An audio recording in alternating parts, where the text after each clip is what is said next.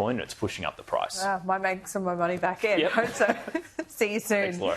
Let's go live to Perth now. Shadow Home Affairs Minister Andrew Hastie, also the acting Shadow Foreign Affairs Minister at the moment. Thanks so much for your time, Andrew. Really appreciate it. First of all, what is your response to this operation from the US over the weekend? Pleasure to be with you, Laura. Well, the coalition supports this military action by the United States. It's a good thing because the world cannot afford to have a nuclear-armed Iran, and that's where this was headed.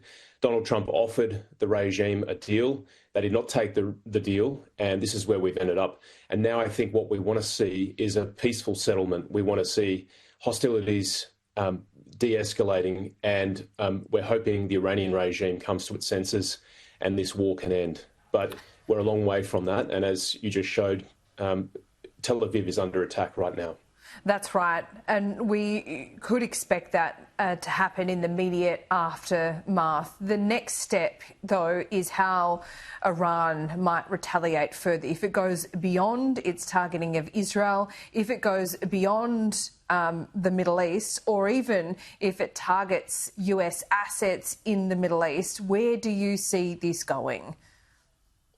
I think we're going to see an economic shock. I think we saw the Iranian parliament support the closure of the Hormuz Strait, which is going to put pressure on global oil prices, obviously. Australia is exposed, given that we import most of our crude and refined oil, almost all of it, in fact.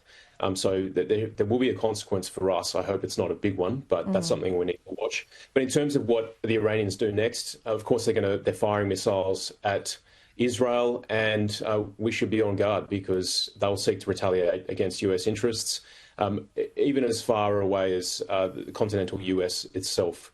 The US has had a soft border for quite some years. There's been mass migration of people into the US, which is undocumented.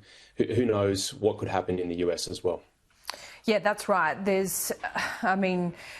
is a fear, and I think largely unspoken at the moment, that retaliation might look like black ops, might look like terrorist attacks, small cells on US soil. As an ally, as Australia being an ally, is there a risk to us as well? I think the Quds Force, which is the unconventional special operations wing of the Iranian Revolutionary Guard Corps, very methodical, very patient. That's something we've got to watch very closely. And there's a reason why Mike Burgess, the Director General of ASIO, mentioned the Iranians in his annual threat update, particularly around foreign interference. So this is a risk for the US particularly, but also allies as well. But that's no reason not to stand with the US at this time. We can't afford to have a state sponsor like Iran get a nuclear weapon. And that's why yesterday was such a historic moment, because hopefully this frustrates the ambitions of the Iranian regime for at least a decade. And Australia does stand with the United States. Penny Wong has made that clear this morning. We haven't yet heard from Anthony Albanese. Has she been effusive enough in her language? Of course, language is really important at a time like this. I noted Penny Wong's comments this morning, and I'm glad that she's effectively come to a bipartisan position on this, whereby we both agree that Iran can't have a nuclear weapon and that the strikes were necessary to prevent Iran getting one.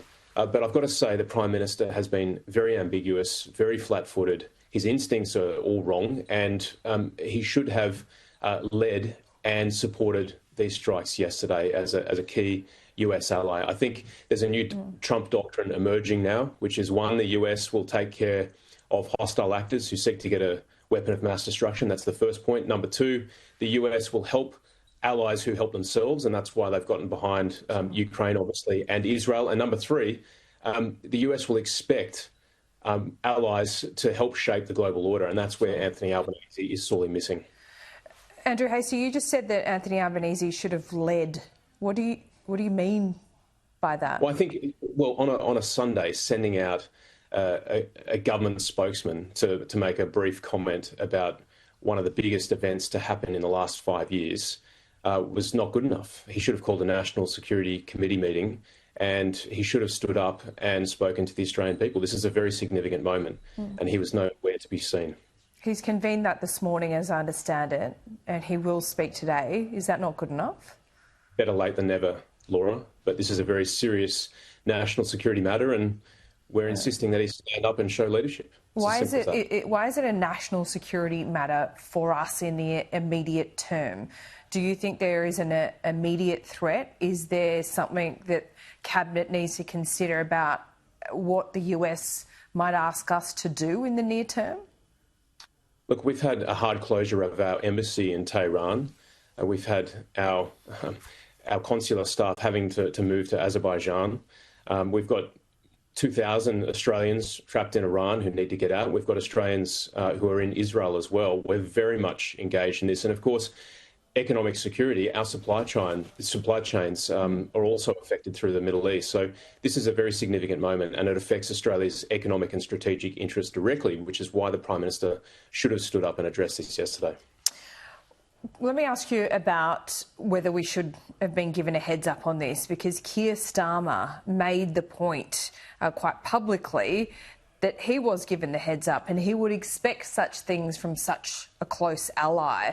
But do you accept this proposition that Mike Pezzullo has put forward on the show, is that, I mean, this was a mission that needed to have an act of surprise in it, and perhaps the UK was given the heads up where Australia wasn't because of their proximity to the Middle East, because they have aircraft carrier in the region and they perhaps were involved in the refuelling. Do you accept that, or should we read more into it, the fact that we weren't given a heads up? No, I think we should accept that. And I think the Secretary of Defence, Pete Hegseth, made it very clear yesterday this was a very, very tightly held operation. Very few people in Washington, D.C. were briefed, let alone allies. So that was the reason behind the success of the operation, I think. So I think we can just take it as it appears on the face of it. As someone who served for Australia and with allies in Afghanistan, what is your view on whether this does become a forever war? Look, I hope it doesn't become a forever war. I hope this is part of the closure of this conflict. But look, we don't know what's going to happen next. Regime change carries a lot of risks. There's a mass migration of people. There's potentially a vacuum filled by an even worse actor in the middle of Iran. So I think we really want Iran to come to the negotiating table. We want them to submit themselves to the IAEA and their rigorous inspection regime, and we want peace back in the region. I think that's what we need to be shooting for. Andrew Hastie, good to talk to you this morning. We'll speak soon. Thanks, Laura. Joining me live now is a former US Army soldier who was awarded the Medal of Honor for his actions during that second Battle of Fallujah. And he joins me now, David